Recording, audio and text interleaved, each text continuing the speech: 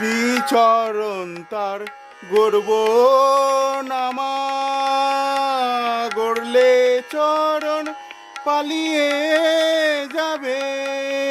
শ্রীচরণ তার গর্ব নামা, গড়লে চরণ পালিয়ে যাবে।